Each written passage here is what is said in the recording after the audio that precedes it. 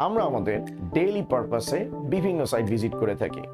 এখন প্রশ্ন হইতে পারে যে ওয়েবসাইট কাকে বলে। আপনারা ডেফিনেটলি অ্যান্সার দিবেন যে একাধিক ওয়েব পেজের সমষ্টিকে ওয়েবসাইট বলে। তো এখন প্রশ্ন হলো যে এই ওয়েব পেজগুলো আরেকটা ওয়েব পেজের সাথে কিভাবে কানেক্টেড থাকে। আমরা কি একটা ওয়েব পেজকে আরেকটা ওয়েব পেজের সাথে দড়ি দিয়ে বেঁধে তারপরে সংযুক্ত করি? ডেফিনেটলি সেটা মোটেও না। আবার প্রায় সময় এই যে স্ক্রিনে আপনারা ব্লু কালারের শব্দটা দেখতে পাচ্ছেন, ক্লিক হিয়ার, এই ক্লিক হিয়ার অপশনে ক্লিক করলেও আমাদেরকে এক পেজ থেকে অন্য পেজে নিয়ে যায়। শুধু তাই না, মাঝে মধ্যে আমরা আমাদের ওয়েবসাইটে বিভিন্ন ছবি দেখি, বিভিন্ন আইকন দেখি, যেগুলোতে ক্লিক করলে আমাদেরকে এক ওয়েব পেজ থেকে অন্য ওয়েব পেজে নিয়ে যায়। তো এই যে ট্রানজিশনটা, যে ইমেজে ক্লিক করার মাধ্যমে, টেক্সটে ক্লিক করার মাধ্যমে এক পেজ থেকে অন্য পেজে নিয়ে যাওয়া হয়, এটাকে মূলত কি বলা হয়? এটাকে মূলত হাইপারলিংক বলে। আর এই হাইপারলিংকের মাধ্যমেই আমরা ওয়েবসাইটের একটা ওয়েব পেজকে আরেকটা ওয়েব পেজের সাথে কানেক্ট করি, এবং এই হাইপারলিংকের মাধ্যমেই মূলত ওয়েবসাইট বা ওয়েব স্ট্রাকচার ডেভেলপ করা হয়। 1989-এ টিম বার্নার্স-লি সর্বপ্রথম ওয়ার্ল্ড ওয়াইড ওয়েব ডেভেলপ করেন, এবং তিনি সর্বপ্রথম হাইপারলিংক ইনভেন্ট করেন, যার মাধ্যমে তিনি সফলভাবে একটি HTML ডকুমেন্টকে অন্য একটি HTML ডকুমেন্টের সাথে সম্পৃক্ত করেন।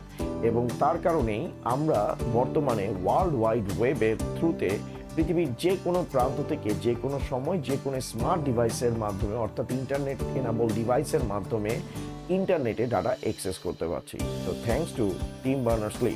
হাইপারলিংক মূলত দুই প্রকার: internal hyperlink, external hyperlink. Internal হাইপারলিংকে একই ওয়েবসাইটের একাধিক পেজের মধ্যে সংযোগে স্থাপন করা হয়। অপরদিকে এক্সটার্নাল হাইপারলিংকে ভিন্ন ভিন্ন ওয়েবসাইটের পেজ সমূহের মধ্যে সংযোগে স্থাপন করা হয়, এবং এক্সটার্নাল হাইপারলিংকে গ্লোবাল হাইপারলিংকও বলা হয়ে থাকে। এক্সটার্নাল হাইপারলিংক অথবা ইন্টারনাল হাইপারলিংক উভয় ক্ষেত্রে এই হাইপারলিংক ক্রিয়েট করতে অ্যাঙ্কর ট্যাগ ব্যবহার করা হয়। অ্যাঙ্কর ট্যাগের মাধ্যমেই আমরা একটা HTML পেজকে ইন্টারনালি অথবা এক্সটার্নালি লিঙ্ক বা কানেক্টেড করতে পারি, এবং এই অ্যাঙ্কর ট্যাগের মাধ্যমেই মূলত আমরা এক ওয়েব পেজকে আরেক ওয়েব পেজের সাথে সংযুক্ত করি এবং ওয়েব স্ট্রাকচার বা সহজ কথায় ওয়েবসাইট ডেভেলপমেন্ট করি। কোনো একটা ওয়েবসাইটের কোনো একটা কন্টেন্ট কতবার ক্লিক করা হয়েছে, ওয়েবসাইটটা ইউজাররা কতবার ভিজিট করেছে, এই সকল ইনফরমেশন ট্রেস এবং ট্র্যাক করা পসিবল হাইপারলিংকের মাধ্যমে। শুধু তাই না, হাইপারলিংকের মাধ্যমে ফিশিং লিঙ্ক ক্রিয়েট করে হ্যাকাররা আপনার গুরুত্বপূর্ণ ইনফরমেশন কিন্তু হ্যাক করে ফেলে।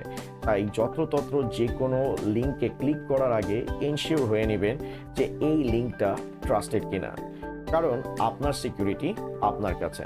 নেক্সট ক্লাসে আমরা হাইপারলিংকের আরও ডিটেলস নিয়ে আলোচনা করব, এবং কোডিং সেকশনটা আলোচনা করব যে কিভাবে এই সকল হাইপারলিংক ক্রিয়েট করা হয়।